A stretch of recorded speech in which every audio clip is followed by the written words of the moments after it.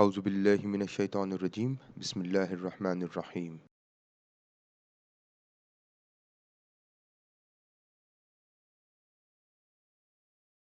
Objectives of this session.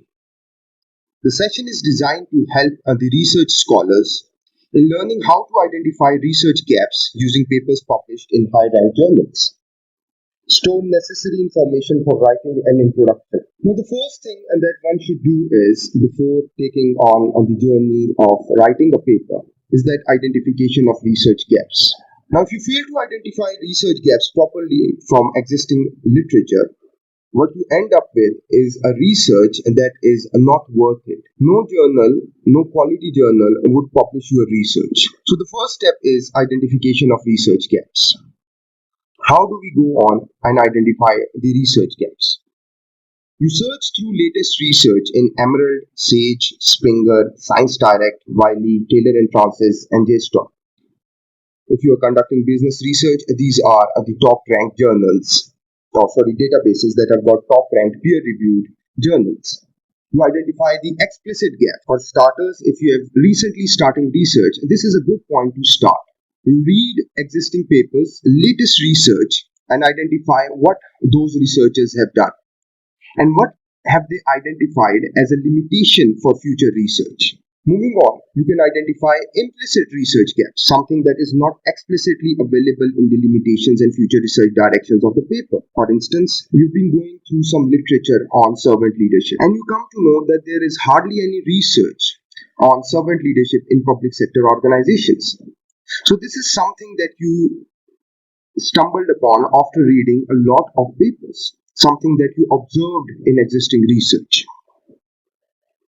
You have to document your gaps, limitations in existing research. This is very important because this will guide your research introduction. You have to identify the limitations of existing research. You have to note the future research directions. Now, how do you document the literature review? Documenting your search can help keep track of what you have done so that you don't repeat unproductive searches.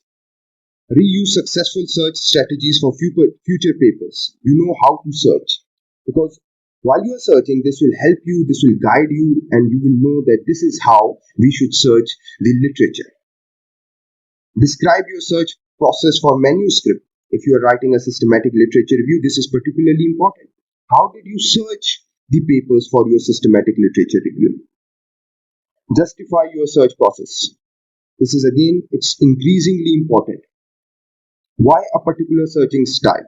What strings did you use? And how did they help you in your search process? Eventually build a critical literature review. Once you have stored and documented the information, the literature that you come across, the literature that you read, you can easily build a critical literature review. Now document the details. A research paper one reads has several points that can be documented. However, anything that is documented must be in line with the research being carried out. You have to have focused documentation of whatever you are reading. Following details are recommended to be documented as they can help in writing the introduction of a paper. So when you are planning to write the introduction of a research paper, what information should you store? You should store the title, the area, the value of the study, value in the area, existing research that is available, gaps, limitations in existing research address. So what gaps and limitations did that particular paper address so that you are not repeating what has already been done? What theory did they utilize? What are the contributions of the paper? And what limitations did that particular study identify? In order to do this, you can use this Excel sheet. This Excel sheet will help you store relevant information about the papers that you are reading. As identified, you should store the title, the area, the value of that particular concept that you intend to study. Why that particular area, the concept is important in a particular area, maybe hospitality, maybe public sector organizations, maybe fast moving consumer goods, maybe any other study setting. So, what existing research is available in that particular area? And so this is, gaps and limitations in that particular study, the theory that that particular paper has used, what are the contributions that particular paper has made, and what are the limitations that have been identified by that particular paper. Now, once you've got all this information, you can easily draft your own introduction. Now, before going into detail as to the examples of each of this particular documentation, actually, I took the liberty to create an example. How do we get on and how do we draft a research model? How do we get to a research model when we don't have one? But what we know is that we want to focus on a particular concept. For instance, I want to focus on servant leadership. Now, what I did was I only used one database, Emerald. Now, using Emerald, what I did was I found a paper, and this is the paper that I found. The impact of servant leadership and transformational leadership on learning organization, a comparative analysis. The paper was accepted in January 2020, so it's a very latest paper. Now, while I was reading through the paper, my intention is to propose a new model. Now, I came across this paper and I found it pretty interesting. And I thought that, okay, let's focus on this model, modify this model, improve this model, and we can obviously produce our own model that we can use for a study. Now, in this model, or in this study, what they have done is they have taken servant leadership and transformational leadership and assessed its impact on learning organization. Now, if we go into the limitations and future research directions of this paper, what we can come across is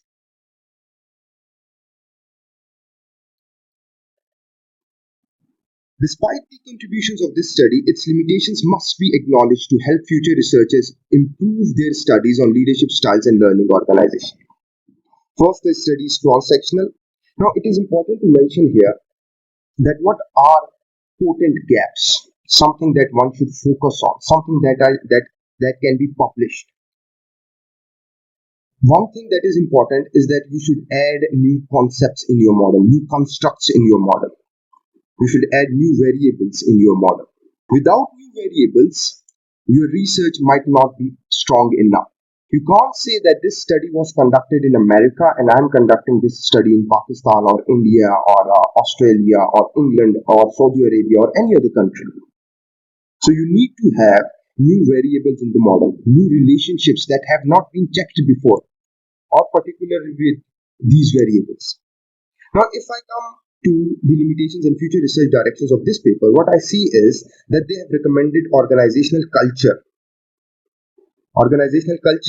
as a moderating variable between leadership and learning organization.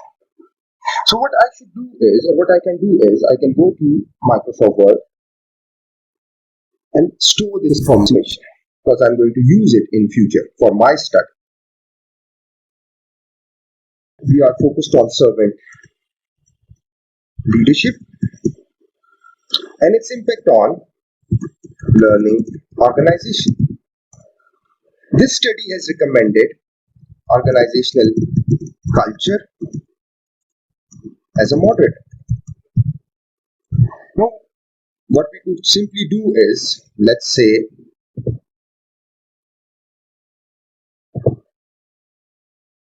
we can make a model out of this.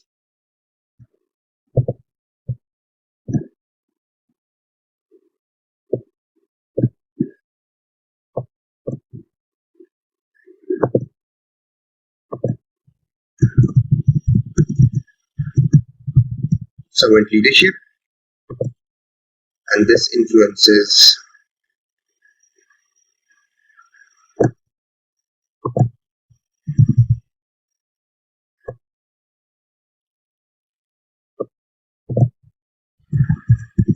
learning organization. And we can take a moderator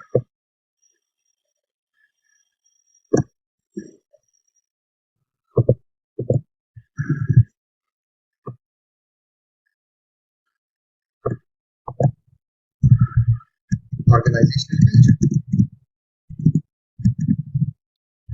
obviously, what you have done is you have taken a gap from existing research, and this is a strong gap because you have added a new variable into the relationship.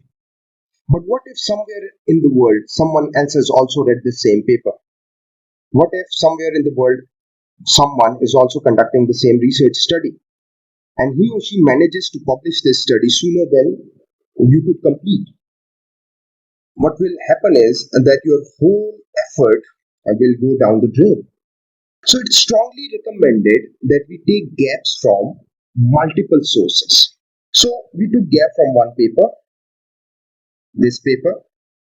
Now, what I did was I searched some more.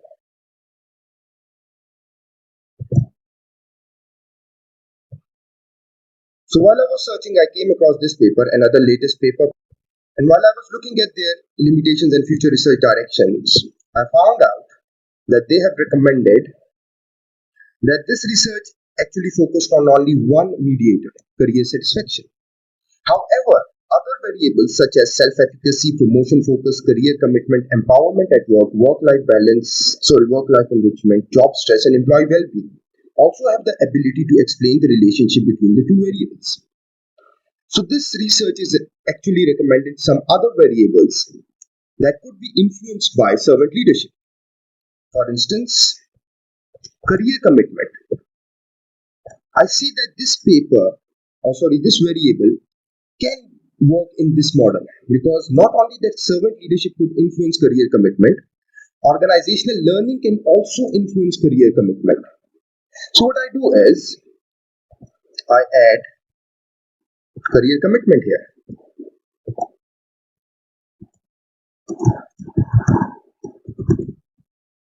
and just an arrow.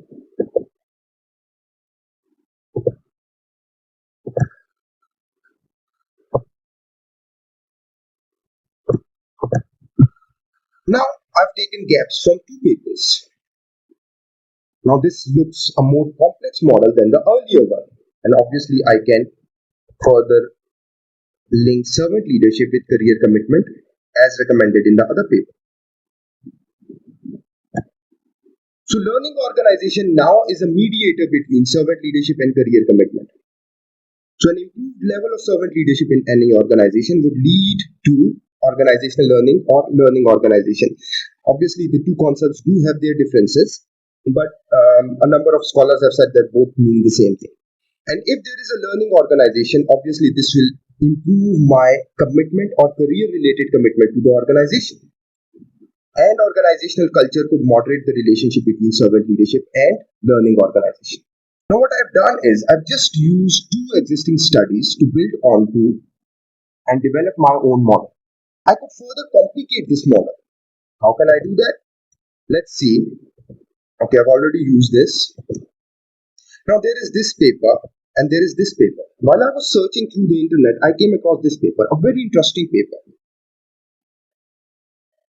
Review of empirical research on leadership and organizational learning. So an SLR on organizational learning and leadership. So what existing research has been done on leadership and organizational learning. And the interesting fact is it's recently published in May 2020. And whatever has been done in existing research is actually presented in a form of table along with a diagram, a model. So we can easily identify variables from this model and see if they have been evaluated or assessed with respect to servant leadership. If not, obviously we can take those variables and make them part of our model. For instance, let's say I take on organizational innovation, and because I checked the internet, the databases, I couldn't find any study maybe. So I could add organizational innovation in my model. Or what I can do is I've got another paper here.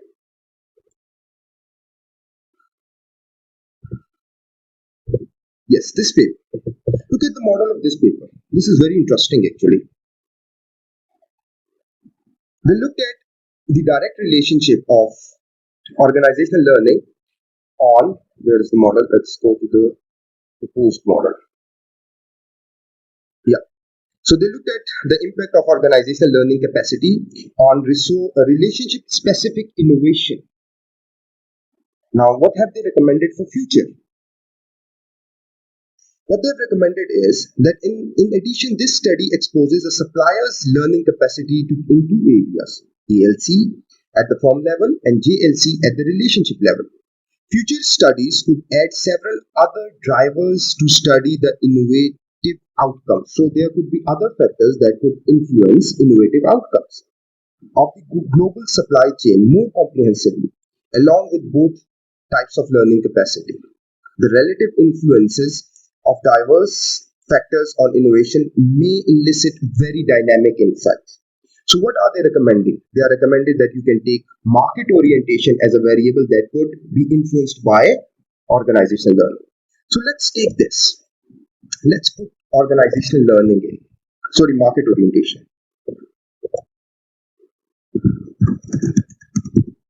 And market orientation has been taken as outcome variable in number of studies. So this is a particularly important variable.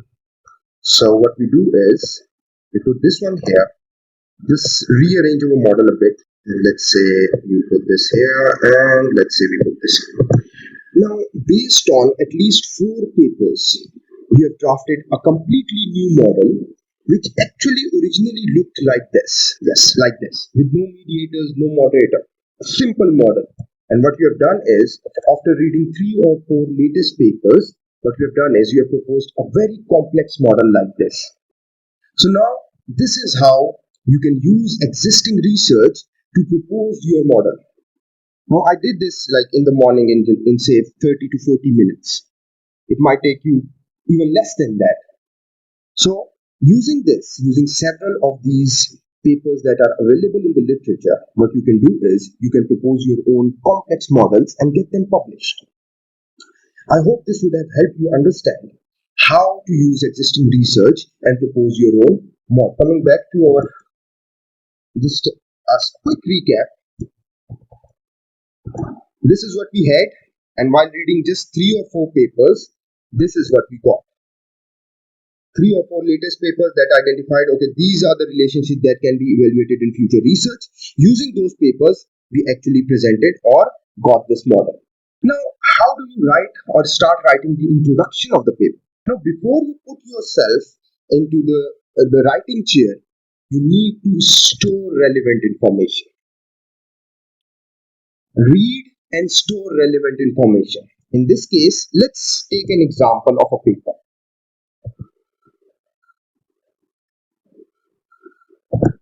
Now, for example, let's say we've got this paper, Development and Validation of Servant Leadership Scale in Spanish Higher Education. Whenever you are going through a paper, most of the papers have got and journals have got a fixed format. You start with an abstract. Obviously, the abstract published in Emerald is slightly different to abstracts published in other databases. So, let's say this is our paper, and what information do we need? We need the title of the paper. So let's copy the title of the paper.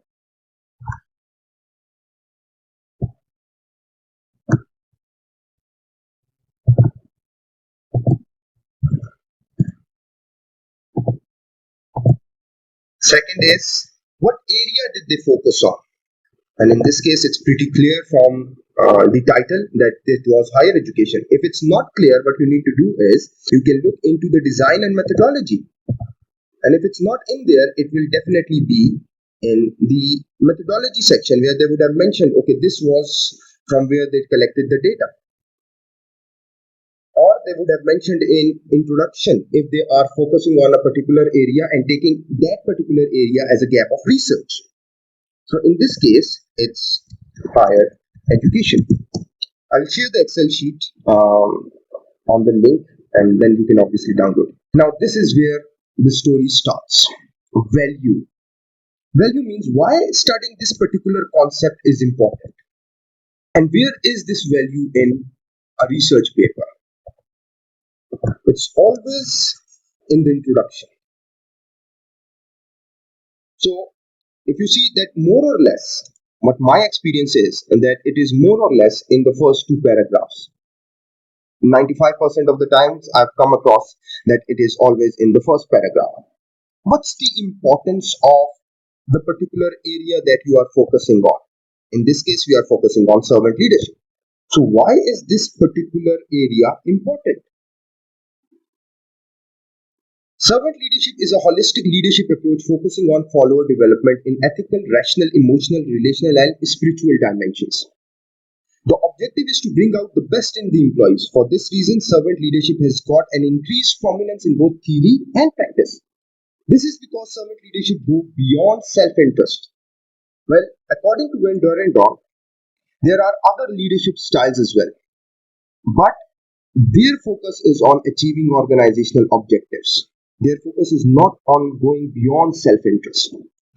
Servant leadership, obviously, the objective is to the ultimate intention is to achieve the organizational objectives, but through going beyond self-interest, through focusing on the employees, through emotionally connecting with the employees, through developing a relational approach. So this is the value of this particular concept. So what I do is I just simply copy this and put it into my Excel sheet here in the value. Here it is. Just wrap the text. Now, if your paper is focused on a particular area, if the paper that you are reading is focused on a particular area, let's say in this case the paper is focused on higher education. So why is this concept important in higher education? Obviously, this will be followed by the value of the topic in general. In this case, it says that research on servant leadership has primarily focused on business organizations, with relatively scarce research in context of higher education. Higher education institutions are faced with increased complexity, scarcity of resources, and fierce competition for ranking and prestige. And this is the reason that leadership is important. Leadership in the educational institutions is massively challenging as leaders are faced with tough decisions pertinent to budgetary cuts, freezing pay raises, or program elimination. So what you can do is you simply copy this text and put it into your Excel sheet. There you go. Wrap the text. Now, what existing research is available in this particular area? And obviously, we can easily copy this from this. This paper was actually focused on scale development. So actually what we did was we started with identifying the limitations with respect to scale development. So although several scales are available to measure several, much of the existing research has focused on generic development and validation. We do not need to copy everything from this paper. What we do is we can just copy this particular text, put it in here. Obviously, this is not the only limitation that this paper addressed. There are other limitations as well. And if you read through this paper, what we come across is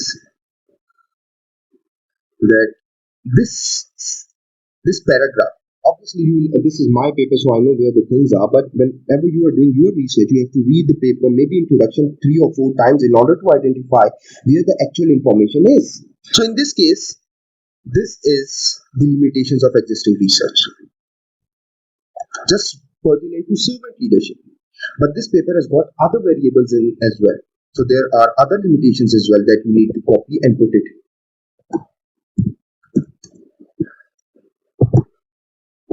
Let's say this. Obviously, you can increase the size of the cell so that every information fits in. So this is existing research. Now, if I go down the paper, there is existing research on career and life satisfaction as well, because these are the mediator and the outcome variable in this study, respectively. So, what are the limitations pertinent to these variables? When you read through this, you can easily identify and copy it in your Excel sheet. What gaps and limitations did they address?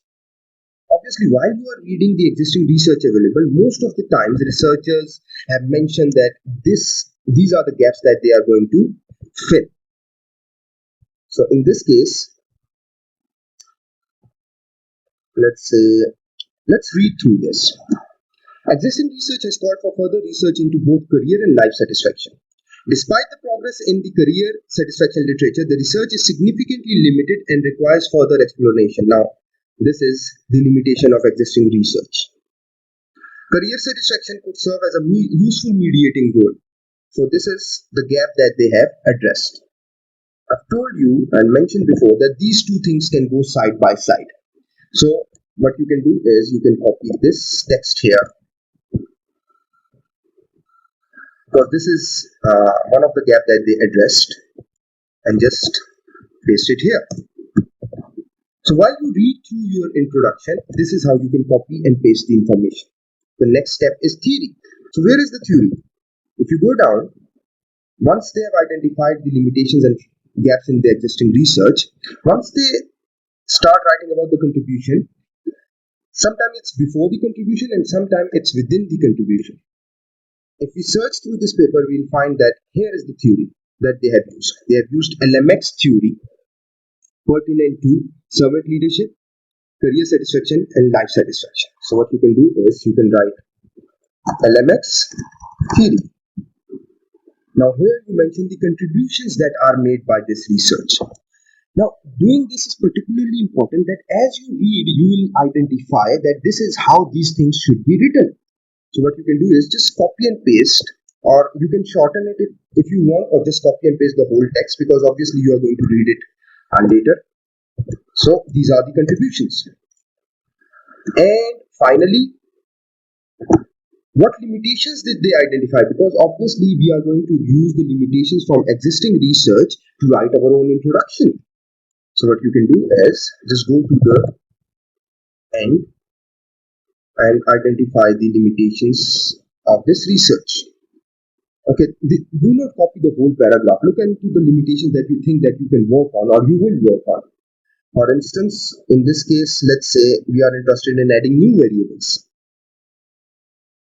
Or let's say this thing, because they also recommended taking other leadership style as well and evaluating their impact on career satisfaction and life satisfaction, or doing a comparative study. So this is one paper done. Now similarly, what you can do is you can go on to the next paper. This paper, copy and paste the information from this paper, copy and paste the information from this, and so on and so forth. Once you have got 15, 20, 30 papers, read through this Excel sheet. Once you read through this Excel sheet, you will personally be able to identify how I should write the value of a particular area. And once you write this, obviously the concepts will be flowing from this Excel sheet. And you can use this Excel sheet for reference as well.